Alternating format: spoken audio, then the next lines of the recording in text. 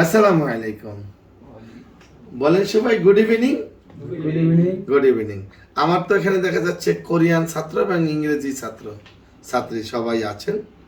তো আমি কোরিয়ান বইতে লেখা দেখছি ধাগো হাদা, তারপরে আজকে আবার কিছুক্ষণ আগে পড়াইলাম টিটিসিতে ঝাগো হাদা। ধাগো হাদা, জাগো হাদা এই ধরনের কথা বুঝতে হলে আমাকে ইংরেজিতে যে ন্যারেশন পড়েছি সেই ন্যারেশনটা ভালোভাবে বুঝতে হবে। কি বুঝতে হবে? ন্যারেশন। এই ন্যারেশন অর্থ কি? এই ন্যারেশনের প্রয়োজনটা কি? The assignment of narration or speech. এটাকে ন্যারেশনটাকে আর একটা ভাষায় কি বলা হয়? স্পিচ। এটা প্রয়োজনটা কি? কারো বক্তব্য শুনে বা পরে, খেয়াল করবেন গভীর মনোযোগ, কারো বক্তব্য শুনে বা পরে সেই বক্তব্য অন্যের কাছে প্রকাশ করার বা বলার জন্য ন্যারেশন প্রয়োজন। সেই জন্য ন্যারেশন প্রয়োজন। তাহলে বোঝার চেনার উপায় কি?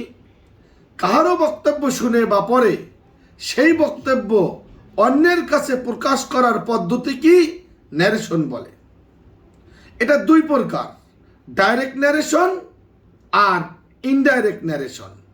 ডাইরেক্ট ন্যারেশনের বাংলায় বলতে পারি প্রত্যক্ষ উক্তি, আর ইনডাইরেক্ট ন্যারেশনকে বলতে পারি পরোক্ষ উক্তি।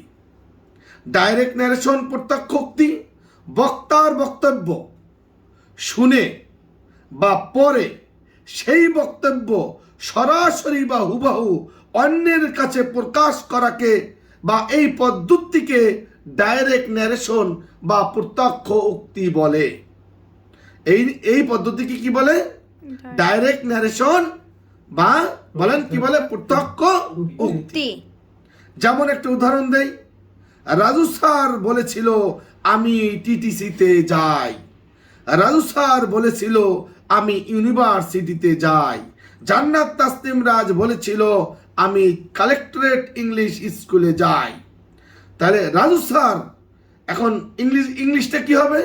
Raju sir said I go to TTC. Jannat Tasnim Raj said I go to collectorate English school. Indirect ন্যারেশনটা কি তাহলে? পরোক্ষোক্তিটা কি?